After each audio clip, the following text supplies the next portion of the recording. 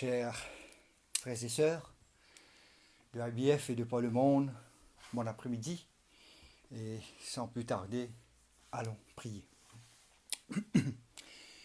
Notre Dieu, notre Père, notre Seigneur, encore une fois, c'est vers toi, ô notre Dieu, que nous tournons et nous approchons devant ce trône de grâce, dans le seul nom qui nous est donné par lequel nous, en tant que pécheurs, nous puissions être sauvés dans le nom de Jésus-Christ. Que nous venons te dire merci encore une fois pour cette nouvelle journée que tu nous donnes, pour cette grâce, pour cette bonne santé, et surtout de savoir que ici à l'île Maurice, hier, il n'y a pas eu de cas d'infection du Covid. Et ô combien, Seigneur, garde nos yeux fixés sur toi, continue à augmenter notre foi en Jésus-Christ seul, pour que vraiment, Seigneur, nous puissions vivre et bank our life sur lui et sur lui seul, et cela pour le restant de nos jours. Viens nous en aide, ô notre Dieu, par la puissance de ton Saint-Esprit, au moyen de cette parole dans Hébreux 11 que nous sommes en train de regarder, et que ce soit un encouragement pour tous les saints dans l'église locale de IBF.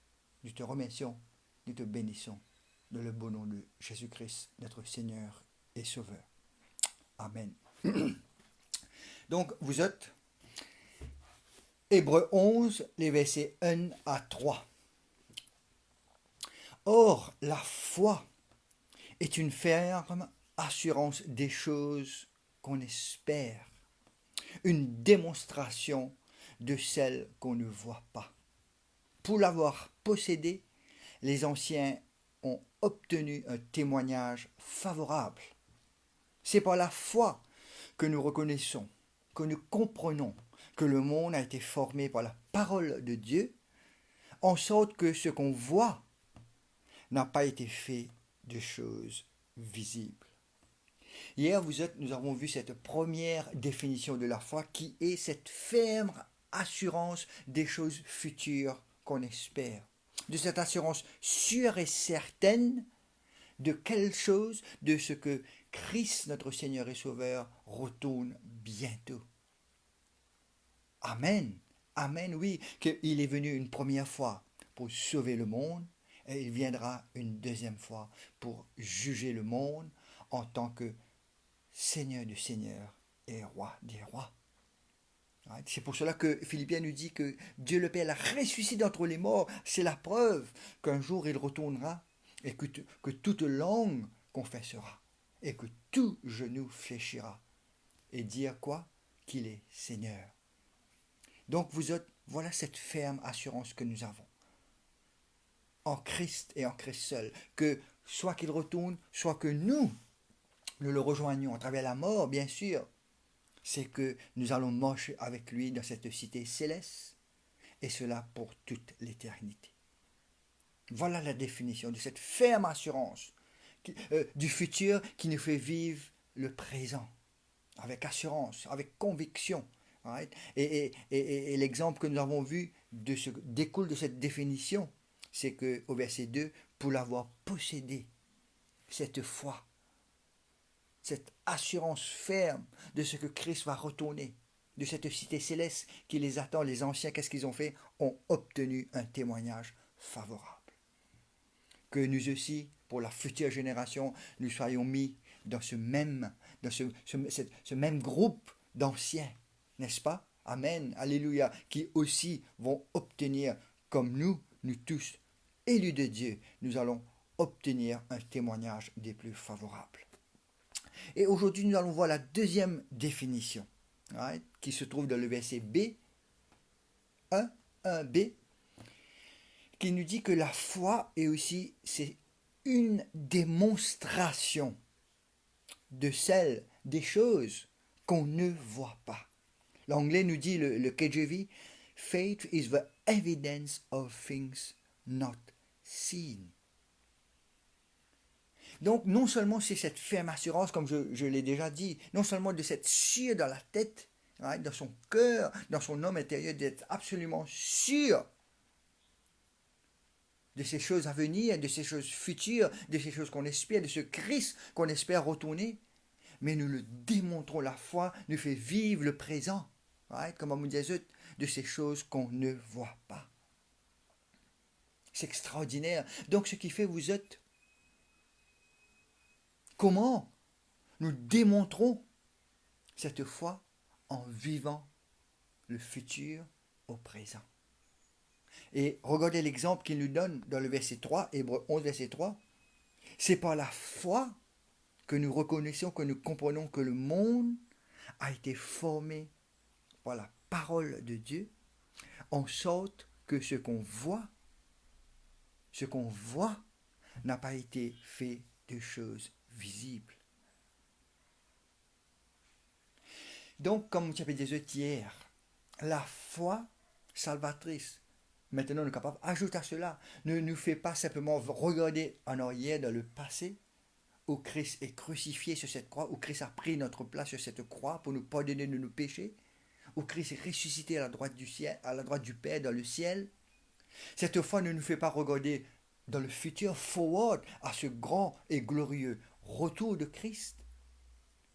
Mais vous êtes cette foi salvatrice, cette persevering faith, nous fait regarder tout autour de nous, dans ce monde que Dieu a créé par ce qui est invisible, simplement par sa parole. Donc vous êtes, voilà où nous devons puiser notre encouragement et voir que ce Dieu-là est un Dieu souverain.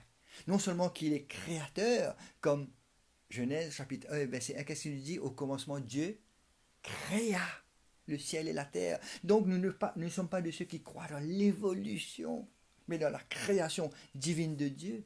Et non seulement il a créé par la puissance invisible de sa parole, mais vous êtes, Hébreux 1, verset 3, vous pouvez aller lire, nous dit que non seulement il l'a créé, mais il soutient, il maintient toutes choses par cette même puissance invisible de sa parole. Et Paul est ainsi écrit. C'est ça la foi. C'est de pouvoir voir Dieu en toutes choses, dans toute sa création. Voilà ce que la foi me fait. Quand Dieu dit que la lumière soit, et la lumière fut, simplement par sa parole. Il a créé le monde, et simplement par cette même parole qu'il a créé et qu'il soutient le monde. Donc c'est par la foi. C'est par la foi, pas dans le néant, pas une foi aveugle, mais la foi dans la parole qui s'est fait chair, dans la parole de Dieu que nous comprenons, que nous reconnaissons que cet univers a été créé par Dieu. Oui, c'est Dieu invisible, ces choses que l'on ne voit pas, mais que par notre foi nous la démontrons dans notre vie de tous les jours. Regardez l'exemple que éventuellement Hébreux 11 va nous donner, tournez dans Hébreux 11, verset 7. Et là, c'est l'exemple de Noé. Regardez, vous êtes. C'est par la foi que Noé, divinement averti des choses qu'on ne voyait pas encore, et saisi d'une crainte respectueuse, construisit une arche pour sauver sa famille. C'est par elle qu'il condamna le monde et devint héritier de la justice qui s'obtient par la foi. Tant de choses dans ce verset, mais ne pas pour attendre nous, mais ce que nous allons voir, c'est que divinement avait-il des choses qu'on ne voyait pas encore. Noé ne pouvait voir encore cette pluie, ce déluge que Dieu allait déverser pendant des mois et des mois sur la terre. Pour des jours et des mois pour maintenir ce déluge pour que tout meure excepté Noé et sa famille. Eh bien cette fois, non seulement il était fermement assuré, même s'il n'a pas vu ce déluge venir, si assuré que he banks his life upon it, et comment il l'a démontré en construisit une arche. Donc, it's a faith accompagnée of works. C'est une assurance qui nous fait travailler à notre salut.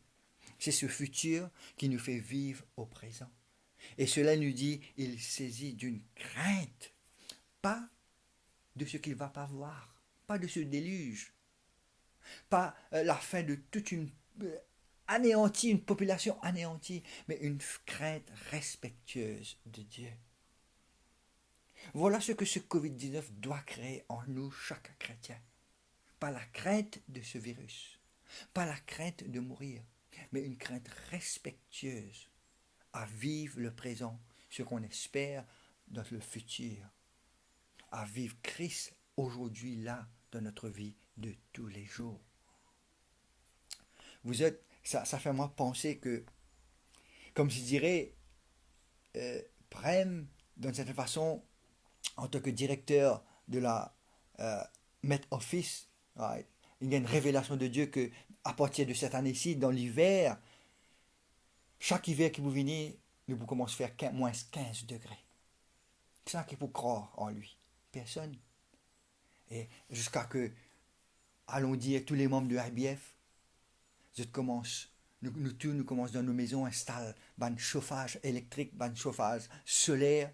Right? Nous commençons à faire un business que nous vendons un manteau épais pour l'hiver, un botte, un gant. Et ben, ils sont fous ces gens-là. Eh bien, jusqu'à que Dieu apporte l'hiver de moins 15, moins 20. C'est comme cela que Noé agissait. Ce n'est pas simplement avoir une ferme espérance de ce déluge qu'il ne voyait pas, mais qu'il le vivait et le démontrait en construisant cette arche. De même pour nous, vous êtes. Oui, c'est pas simplement que nous espérons fermement ce que Christ retourne et qu'il va retourner, mais nous la vivons comme s'il dirait, comme on me disait hier, aujourd'hui est le jour. Aujourd'hui est le jour. Non seulement qu'il retourne, mais que nous le rejoignons à travers la mort. Et puis vous êtes, regardez le verset 3, l'exemple qu'il nous donne. Par la foi, nous comprenons. Par la foi, by faith, we understand. La foi est la raison. La foi, faith and understanding. La foi en Dieu, vous êtes. C'est pas comme certains scientifiques athées qui disent la foi c'est dans le néant, la foi c'est it's a vacuum, la foi est avec. Non, la foi en Dieu est rationnelle. La foi en Dieu est fondée sur des faits historiques, bibliques, véridiques. Et là, il parle de cette création du monde. Oui, qu'on voit tout autour de nous, mais qui a été créé par la parole invisible de Dieu, par ce Dieu qui est invisible, mais qui est omniprésent, omnipotent, omniscient. Et c'est la foi avec la raison, la foi avec la réalité, c'est la foi chrétienne qui nous fait comprendre que tout ce qui se passe réellement dans cette vie ici est orchestré dans les plus petits détails par le seul conseil de la volonté de Dieu. C'est la foi dans la réalité de ce Dieu tout-puissant, souverain et suprême qui nous fait comprendre pourquoi il y a tant de crimes, pourquoi il y a tant de souffrances, pourquoi il y a tant de pauvres, pourquoi il y a le Ebola, pourquoi il y a le Corona, pourquoi il y a le Sida, pourquoi il y aura pour nous chrétiens la persécution, les tribulations. C'est parce que nous avons foi en ce Dieu qui est souverain et qui règne suprême sur toute la terre. Et nous la démontrons dans notre vie de tous les jours. Oui, vous êtes la réalité de cette vie ici-bas, c'est que God is working all things according to the counsel of His will, comme Éphésiens chapitre 1 nous le dit. Et vous êtes comme on disait, pas seulement regarde en arrière à la croix, pas regarde non seulement devant à notre glorification, mais regardez tout autour de nous. Tout autour de nous, vous êtes. Qu'est-ce que Psaume 19, verset 1 nous dit? Les cieux racontent la gloire de Dieu et l'étendue manifeste l'œuvre de ses mains. L'étendue, cet univers tout autour de nous, devant nous, derrière nous, au-dessus de nous, en dessous de nous, manifeste l'œuvre de ses mains, the handiwork, his handiwork. Et ce que Psaume 8, verset 10 nous dit, ô Seigneur, mon Dieu, que ton nom est magnifique sur toute la terre. Non seulement sur toute la terre, ta majesté s'élève au-dessus des cieux. Et vous autres, je vais simplement vous dire, non seulement regardez à toute la création tout autour de vous, mais regardez à vous-même. Regardez à vous-même, vous autres. Vous savez, pendant justement cette période que tout le monde parle de cet respirateur artificiel, eh bien, je me suis dit, laisse-moi taper un petit coup et allons voir qu'est-ce que cet appareil, c'est quoi ça, ce respirateur artificiel. Et mon cas disait que ouf, c'est l'appareil des plus compliqués, extrêmement compliqué et super cher. Vous comprenez combien y a-t-il à Maurice? Il se peut 25, 50, 100. Et un respirateur artificiel dans les hôpitaux coûte entre 1 million à 2 millions de roupies. Si donc c'est sophistiqué, si donc c'est si bien fait. Mais vous autres quoi? Je connais quoi? Laissez-moi vous dire aussi encore plus amazing, plus extraordinaire, ce que nous appelons la respiration naturelle. Ou si vous voulez l'appeler comme ça, la respiration surnaturelle que Dieu nous a donnée, que nous voyons, mais quelquefois nous ne voyons pas en même temps. Que quand l'air rentre de nos poumons, tu connais comment? C'est par un muscle qu'on appelle le diaphragme, et tous les muscles qui se trouvent autour de cette cavité thoracique qui expandent, right? Pour que l'air puisse rentrer dans nos poumons. Et l'air expiré comment? Quand ces muscles se relaxent, se contractent, se relâchent. Et nous respirons. Nous inspirons, nous expirons. C'est ça la respiration naturelle. Et ce qui est vraiment extraordinaire, pareil que moi sur cette croix, il y a un échange le plus super. Il y a un autre échange qui se passe dans les poumons.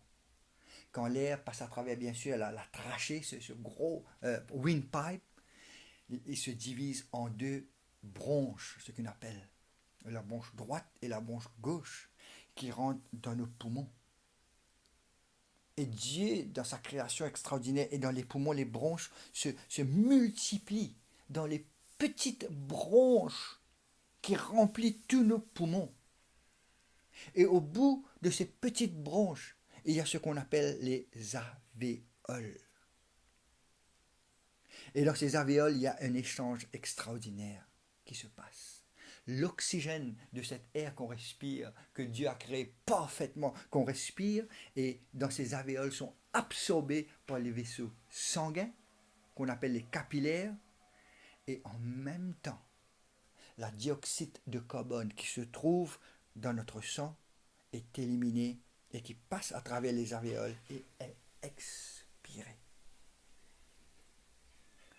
Voilà comment c'est la respiration naturelle ou surnaturelle, vous pouvez le prendre comme vous voulez, qui surpasse ce respirateur artificiel. Et le problème avec le Covid-19, il attaque les poumons, et de ce qui fait quand les poumons ne fonctionnent pas comme il se doit, qu'est-ce qui se passe? Le taux d'oxygène diminue dans le sang, et le taux de carbone dioxyde, dioxyde de carbone augmente. Et c'est là où on doit intuber. Quelquefois, sous anesthésie générale, intuber et mettre cette machine pour que, à la place de cette respiration surnaturelle de Dieu, maintenant par la science et l'intelligence que Dieu donne à ses chercheurs, à ses docteurs, c'est la machine qui remplace la respiration naturelle. Combien c'est cette respiration artificielle, cette machine? Environ, allons dire, 1,5 million de roupies. Et pourtant, vous êtes cette respiration naturelle. Vaut combien? Mettez un prix dessus. Et pourtant, Boris Johnson remerciait le NHS, d'autres remerciaient le docteur, les nurses, tout à fait légitime. Mais combien d'entre nous, et là je parle de vous et moi, chrétiens, je me limite à nous, combien de fois, chaque jour, à chaque respiration, à chaque seconde, nous remercier notre Dieu qui nous a donné ce don de la respiration, ce don de vie. Et vous êtes dessus, il n'y a pas de prix. Alors vous êtes à chaque breath, à chaque respiration, ne prenez jamais pour acquis cela. Donc vous êtes par la foi, chers frères et sœurs. Regardez tout autour de nous, regardez à nous, regardez dans ce monde et combien Dieu est vivant. Dieu est en contrôle. Et démontrez cela par votre vie, de la vie de tous les jours. Voilà la foi, vous êtes. Cette foi qui se trouve dans la réalité de ce Dieu qui est là, qui existe. Et vous êtes, n'oublions pas, et nous allons terminer avec cela, cette foi dans la réalité, cette foi de raison doit être aussi révélée. Si cette foi ne nous est pas révélée, si nos yeux spirituels ne sont pas ouverts à la réalité de ce Dieu, nous ne pouvons plaire à Dieu. Car, regardez ce qu'il dit dans le verset 6, « Oh, sans la foi, il est impossible de lui être agréable. Sans la foi, il est impossible de plaire à Dieu. » Vous, les non-chrétiens qui ne peuvent encore mettre de la foi en Christ, vous qui ne pouvez encore regarder derrière, devant et autour de vous pour tout voir ce Dieu invisible, mais ô combien visible par les yeux de la foi, suppliez à Dieu. Suppliez à Dieu, demandez-lui cette foi,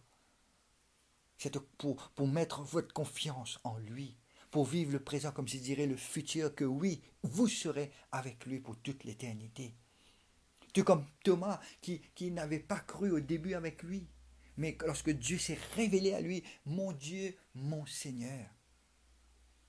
Et qu'est-ce que Jésus-Christ lui a dit? Encore plus béni, encore plus heureux, celui qui n'ont pas vu, mais qui ont cru.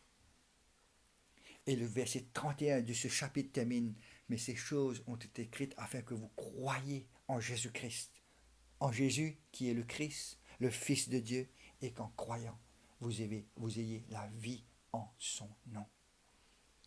Voilà ce dont vous devez tourner vers le Seigneur, qu'il ouvre vos yeux spirituels, qu'il vous donne cette foi, qu'il transforme votre cœur de chair, votre cœur de pierre en cœur de chair, pour que vous puissiez maintenant plaire à Dieu dans la repentance et dans la foi,